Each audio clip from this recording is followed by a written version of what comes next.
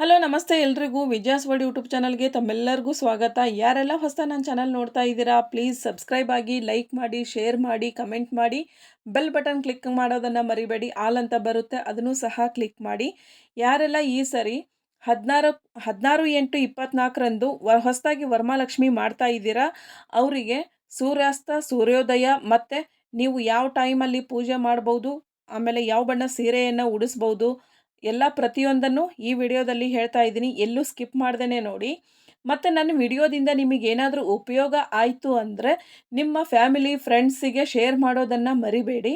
ಆಮೇಲೆ ನೀವು ನನಗೆ ಏನಾದರೂ ಸಲಹೆಯನ್ನು ಕೊಡಬೇಕನ್ಸಿದ್ರೆ ಕಮೆಂಟ್ ಬಾಕ್ಸಲ್ಲಿ ದಯವಿಟ್ಟು ತಿಳಿಸಿ ಅಂತ ಹೇಳ್ತಾ, 16ನೇ ತಾರೀಕು ವರಮಹಾಲಕ್ಷ್ಮಿ ಹಬ್ಬದ ದಿನ ಸೂರ್ಯೋದಯ ಬಂದು ಬೆಳಿಗ್ಗೆ 6:07 ಸೂರ್ಯೋದಯ, ಸಂಜೆ 6:54 ಸೂರ್ಯಾಸ್ತ ಆವತ್ತಿನ ದಿನ. ಆಮೇಲೆ ಬೆಳಗ್ಗೆ 8:15 ನೀವು ಪೂಜೆ ಮಾಡೋದಾದರೆ ಕೆಂಪು ಮತ್ತು ರಾಣಿ ಪಿಂಕ್ ಸೀರೆಯನ್ನು, ಬೆಳಗ್ಗೆ ನೀವು ಪೂಜೆ ಮಾಡೋದಾದರೆ ಕೆಂಪು ಮತ್ತು ರಾಣಿ ಪಿಂಕ್ ಸೀರೆಯನ್ನು ಉಡಿಸಬಹುದು. ಸಾಯಂಕಾಲ ನೀವು ಪೂಜೆ ಮಾಡೋದಾದರೆ ಮಧ್ಯಾಹ್ನ 10:25 ಕಲ್ಯಾಣ ಲಗ್ನ, ಅವತ್ತು ಅಷ್ಟೊತ್ತಿಗೆ ನೀವು ಪೂಜೆ ಮಾಡೋದಾದರೆ ಹಸಿರು ಮತ್ತು ನವಿಲು ಬಣ್ಣದ ಸೀರೆಯನ್ನು ನೀವು ಉಡಿಸ್ಬೋದು. ಬೆಳಗ್ಗೆ ಬಂದು ಕೆಂಪು ಮತ್ತು ರಾಣಿ ಪಿಂಕು 8:15 ಒಳ್ಳೆ ಮುಹೂರ್ತ ಇದೆ. ಆ ಟೈಮಲ್ಲಿ ನೀವು ಪೂಜೆ ಮಾಡಿದರೆ ಕೆಂಪು ಮತ್ತು ರಾಣಿ ಪಿಂಕ್ ಸೀರೆಯನ್ನು ಉಡಿಸ್ಬೋದು. ಆಮೇಲೆ 10:25 ನೀವು ಪೂಜೆ ಮಾಡಿದರೆ ಹಸಿರು ಅಥವಾ ನವಿಲು ಬಣ್ಣದ್ದು ಸೀರೆಯನ್ನು ಉಡಿಸಬಹುದು. ಆಮೇಲೆ ಕೆಲವಷ್ಟು ಜನ ರಾಹು ಕಾಲದಲ್ಲಿ ಪೂಜೆ ಮಾಡಿದರೆ ತುಂಬಾ ಒಳ್ಳೆಯದು ಅಂತ ಹೇಳ್ತಿರ್ತೀರ. ರಾಹು ಕಾಲದಲ್ಲೇ ಪೂಜೆ ಮಾಡ್ತಿರ್ತೀರ. ಅಂಥವರಿಗೆ ಬಿಳಿ ಕಲರ್, ಹಾಲ್ ಕಲರ್, ಕ್ರೀಮ್ ಕಲರ್ ಅಂತಾರಲ್ಲ, ಆ ಕಲರ್ ಸೀರೆಯನ್ನು ಉಡಿಸ್ಬಹುದು. ರಾಹುಕಾಲದಲ್ಲಿ ಪೂಜೆ ಮಾಡೋರು 11:15 ರಾಹುಕಾಲ, 12:32 ತನಕ ರಾಹುಕಾಲ ಇರುತ್ತೆ ಅಂತ ಹೇಳ್ತಾರೆ. ಆಮೇಲೆ ಬ್ರಾಹ್ಮಿ ಮುಹೂರ್ತದಲ್ಲಿ ಪೂಜೆ ಮಾಡಿದರೆ ತುಂಬಾ ಒಳ್ಳೆಯದು. ಬ್ರಾಹ್ಮಿ ಮುಹೂರ್ತನೂ ಅಂತಾರೆ, ಅಮೃತ ವೇಳೆ ಅಂತಾರೆ. ಆ ಟೈಮಲ್ಲಿ ನೀವು ದೇವಿಯನ್ನು ಪ್ರತಿಷ್ಠಾಪನೆ, ವರಮಹಾಲಕ್ಷ್ಮಿಯನ್ನು ಪ್ರತಿಷ್ಠಾಪನೆ ಮಾಡಿದರೆ ತುಂಬಾ ಒಳ್ಳೆಯದು. ಆದಷ್ಟು ಪ್ರಯತ್ನ ಪಡಿ, ಪ್ರತಿಷ್ಠಾಪನೆ ಮಾಡಿ. ನೀವು ಮತ್ತೆ ನಿಮಗೆ ಟೈಮ್ ಸಿಕ್ಕಾಗ ನಿಮ್ಮ ಟೈಮಿಗೆ ಅನುಕೂಲ ನೀವು ಪೂಜೆ ಮಾಡ್ಕೋಬೋದು. ಪ್ರತಿಷ್ಠಾಪನೆ ಮಾತ್ರ ಅಮೃತ ಗಳಿಗೆಯಲ್ಲೇ ಮಾಡಿ. ಅದಕ್ಕೆ ಅಮೃತ ಗಳಿಗೆನೂ ಅಂತಾರೆ, ಬ್ರಾಹ್ಮಿ ಮುಹೂರ್ತನೂ ಅಂತಾರೆ. ಆ ಟೈಮಲ್ಲಿ ನೀವು ಪ್ರತಿಷ್ಠಾಪನೆ ಮಾಡಿದರೆ ತುಂಬ ಒಳ್ಳೆಯದು. ಯಾರಿಗೆ ಆಗುತ್ತೆ ಆ ಟೈಮಲ್ಲಿ ಆದಷ್ಟು ಪ್ರತಿಷ್ಠಾಪನೆಯನ್ನು ಮಾಡಿಕೊಳ್ಳಿ.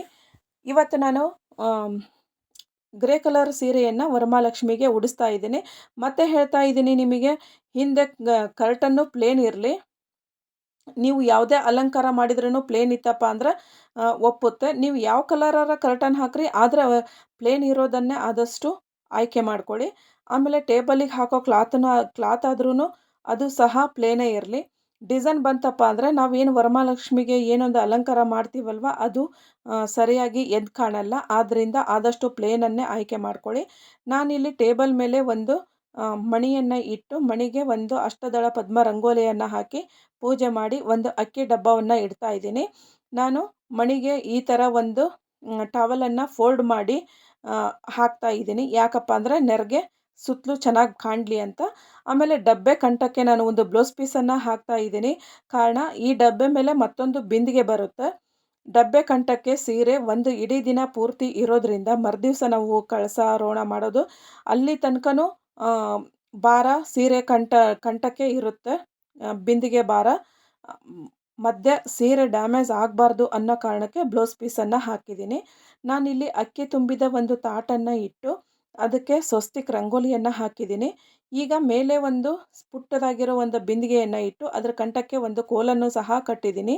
ಈಗ ನಾನು ಸರ್ಗನ್ನು ಹಾಕ್ತಾ ಇದ್ದೀನಿ ವಿ ಶೇಪಲ್ಲಿ ಸರ್ಗ್ ಹಾಕಿ ಉಡಿಸೋ ವರಮಹಾಲಕ್ಷ್ಮಿ ತುಂಬಾ ಟ್ರೆಂಡ್ ಇರೋದ್ರಿಂದ ನಾನಿಲ್ಲಿ ವಿ ಶೇಪ್ ಹಾಕಿನೇ ಸೀರೆಯನ್ನು ಉಡಿಸ್ತಾ ಇದ್ದೀನಿ.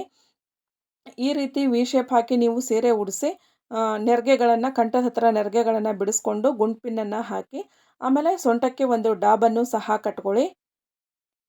ಈಗ ನಾನು 2 ಸರಗಳನ್ನು ಬಳಸಿ ಅಲಂಕಾರವನ್ನು ಮಾಡ್ತಾ ಇದ್ದೀನಿ. ಯಾಕೋ ಸ್ವಲ್ಪ ಬಣ ಬಣ ಅನ್ನಿಸ್ತಾರೆ, ಅದಕ್ಕೆ ಇನ್ನೊಂದು ಸರವನ್ನು ಸಹ ಹಾಕಿದ್ದೀನಿ.